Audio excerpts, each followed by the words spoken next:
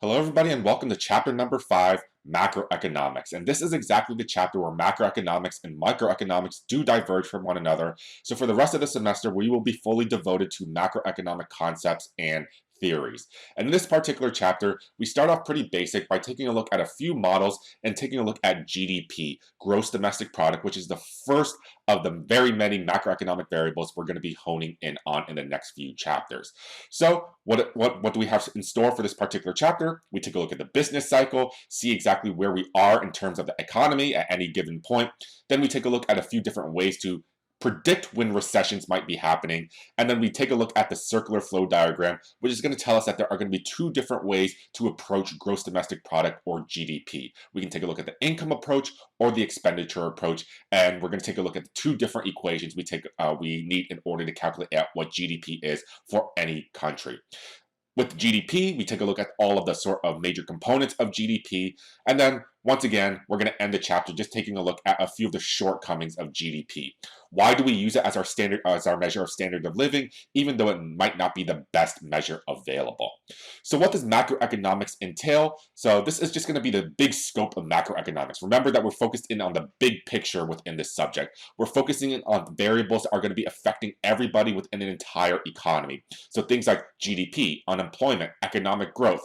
These are what we're going to be honing in on in the next few chapters, and these are things that are going to affect you, everybody in the entire United States. Aggregate demand, aggregate supply, saving, interest rates, fiscal policy, monetary policy. We'll get into these concepts later on in later chapters, but these are all things that are going to affect everybody within a particular country.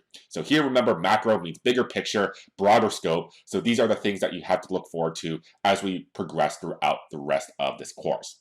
So first of all, when we talk about macroeconomics, the very first model that we want to build up is going to be the business cycle. And the business cycle are just these alternating increases and decreases in economic activity. We know that the economy has good days, they have bad times, and these ups and downs is exactly the business cycle. And there are a few things that we want to know about the business cycle itself. Number one, the business cycle is going to be different for every single country. So in terms of the United States, when we are in a business cycle, it could be entirely different compared to the business cycle in China and Japan and Mexico and Canada. So every business cycle that we do take a look at in terms of countries, they are all entirely different from one another. So something to be aware about that. In this course, we're going to be focused in on just a little bit more in terms of the United States when we talk about macroeconomic concepts, because we are in the United States as of right now. Number two, business cycles do vary in intensity and duration. So that, once again, hitting on that first point, business cycles, they are different from country to country, and they also are different events from time to time. So there are some business cycles that are very, very intense, where the recessions are very, very prolonged and very strong in magnitude, while there are other business cycles where the recessions aren't as strong. They're very, very weak. So the recessions that we had in the 70s and 90s, those are fairly weak business cycles, while the recessions that we had in the 80s and the late 2000s, those are very strong, very intense in magnitude. So every business cycle that we take a look at, they do differ in intensity and also in duration. However, when we take a longer view of business cycles themselves, they do generally show a long-term upward trend. So over time, we should see our GDP increasing, but in the short term, it could be up, it could be down. So here, in terms of the long term, as we carry out the business cycle over a long period of time, we should see increases in GDP for the vast majority of countries. And there are 4 phases in the business cycle that we need to go ahead and take a look at: the peak, recession, trough, and recovery. And we'll see exactly what each of these entails. So let's go ahead and start to do that. So let's go ahead and build up a business cycle. And a business cycle is essentially going to be some type of plot. And we have real GDP on the vertical axis. Real GDP. So gross domestic product, this is essentially just saying how much are we producing in a given particular year. And then we have time on the horizontal axis. And in terms of the business cycle, you can draw it really, really sort of smooth, or you don't have to really draw as smooth, but typical business cycles look something along this line. So kind of ugly graph right here, but it gets the point across. So this is what a typical business cycle does look like. It's very smoothed out. A little bit more realistic one would have all these ups and downs as we progress through time. So this one's just a little bit smoothed out. And we still hit the same features that we saw on that previous slide. So here, over time, we do notice that this business cycle is showing an upward trend. So GDP is increasing over time. But over time, we have the ups and we have the downs. And in the business cycle themselves, we have these 4 phases that we want to go ahead, take a closer and deeper look in. So here, let's go ahead and take a look at the peak first. So the peak. So what exactly do you think is going to be happening within the peak of a business cycle? The peak is exactly where the economy is doing very, very well. So here, every time we have these X's right here, we can say that we're operating at the peak. And at the peak, this is where the best economic times happen. This is where we say the economy is operating at capacity. Economy is operating at capacity. So this just tells us that all our factors of production, all of our resources are being used to its fullest extent, and times are very, very good within the economy. And what exactly happens to a few of our economic indicators? So in terms of unemployment, obviously unemployment is going to be very, very low. Unemployment is low. So unemployment, say right around maybe 3 to 5%, we would consider that to be fairly low unemployment. So if unemployment is right around that percentage, we could say that, hey, we're probably operating pretty close to the peak. We notice that investment is going to be very high. So business investment, they have confidence that the economy is being very strong. So they're going to want to go ahead and invest in a lot of projects. That's where investment is going to be very high. And then in terms of economic growth, this is also going to be positive and high. So economic growth is positive and high. So here, economic growth, right around for the United States, roughly about 2 to 4%. It typically doesn't get higher than that, given that the United States is already a developed country. So economic growth being positive and high would indicate that we are operating pretty close to a peak.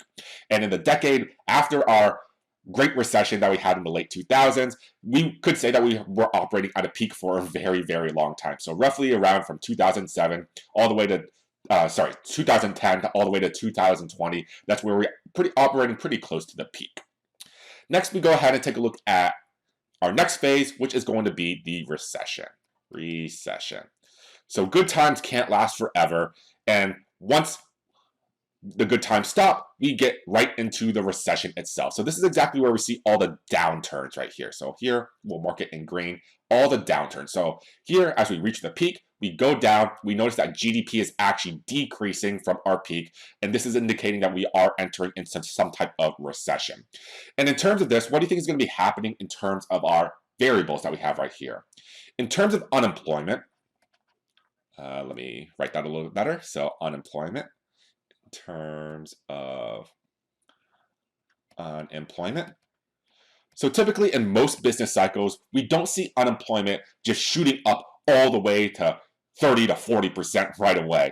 Here, in terms of unemployment, at the peak, we saw that unemployment is low. So when recessions do start, we typically notice that unemployment is still relatively low, but it does start to increase. So the rate of unemployment is actually growing in this instance. So unemployment is relatively low, but starts to increase.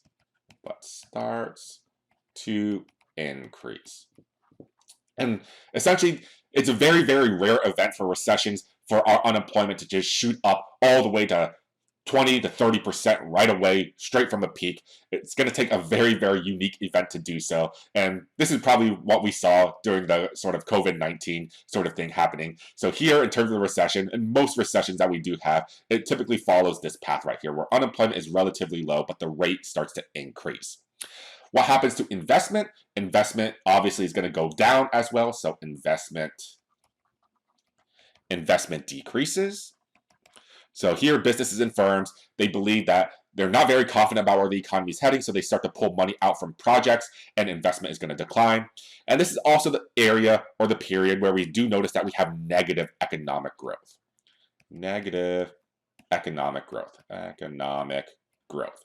With negative economic growth, we actually see our real GDP growth rate declining, so -2%, -3%. This is where our economy is actually contracting. And that's where the recession is going to come into play. Next, after the recession, we hit the bottom of the market, which is known as the trough. So phase number 3 is the trough. And the trough, as we said, is the bottom of the market. So bottom of the market. So here, every time we have a little bit of a trough right there, the gray areas that are underlined, this is going to be denoting as our trough. This is where we hit the bottom of the market. Economic times are going to be the worst right there. So here, this is where we see very high unemployment, very high unemployment. And this is where we typically just say in general that the economy is stagnant. The economy is stagnant. So what do we mean when we say the economy is stagnant? We just mean it's not growing that much at all. So economic growth can be positive, but it's not going to be a very, very large number. We can say maybe 0.1%, 0.2%. It can be very mildly negative as well. So negative 0.1%, negative 0.2%. It's just going to be saying that the economy is just not growing. It's just moving along its steady path. Nothing's really happening at all. However, we do notice that once we hit the bottom of the market, we say that once this happens, once we hit the bottom of the market, the only direction to go is up, and that's where the economy should hopefully recover. So in terms of the recovery, this is exactly where I'll put this in purple with the sort of dots right there. So once we hit the bottom of the market should upturn right there, and that's what we denote our final phase of the business cycle, which is the recovery. So the recovery just tells us the market is going to bounce back. Market bounces back. And when it bounces back, hopefully it does lead to another peak. So leading to another peak. And here we do notice that over the course of history, the market always bounces back. But how fast we are going to recover is dependent on what type of economic situation and the type of events that are happening within the economy at any given moment. So here we see the 4 phases of the business cycle. We see the peak, recession, trough, and recovery. And we noted a few of the different economic variables that were happening in terms of each of these business cycles. So we do notice that the business cycle itself, they are going to be very different from one another. So when we draw out this particular graph, these sort of peaks and troughs, they don't have to be as smooth. Some can be a little bit steeper. Some can be a little bit more, have a larger slope than others. So you just want to go ahead and be aware of any one business cycle. It doesn't really have to be as smooth as this. So just to go ahead, give you a few more ideas of the business cycle itself. Yes, business cycles are like roller coasters. Some are longer, taller, and steeper than others. So here, what's a really intense roller coaster? We can say that the Hulk in Universal Studios, or the Rip Rocket roller coaster that takes you 90 degrees up, 90 degrees down. We can say that this is correlated to a very, very intense recession like the ones that we had in the late 2000s, the Great Recession, and also in the 80s. I lost my glasses on that Rip Rocket roller coaster. It was a great time. So we can consider those to be very intense roller coasters, very intense recessions and business cycles. But there are other business cycles that are very not intense. They are not very strong in magnitude like the ones that we had in the 70s and 90s. We can say that's maybe a roller coaster in Disney World, maybe Big Thunder Mountain or Space Mountain. As we can see, there are very many different roller coasters, very many different business cycles as well. So just to wrap this up, just a few more terminology terms in terms of the business cycle. This is probably a better drawn business cycle. Right here, we have the 4 phases. We have peak, recession, trough, and recovery. And we still do see this upward trend. When we go from one peak into one trough, we can consider this to be some type of contraction. This is just telling us that the real GDP is actually declining in the economy during this business cycle, during this phase. However, once we go from one trough to another peak, we consider the economy is expanding, and we notice that real GDP is also increasing from this. So here, contraction, expansion, just more fancy words that we use under the business cycle, but we're just a little bit more concerned with the 4 phases that we see right here. In the next video, we'll go ahead and tell you exactly who is responsible for dating these business cycles, and then we'll also get a little bit more into exactly how we predict when recessions may happen. I'll see you guys in those videos.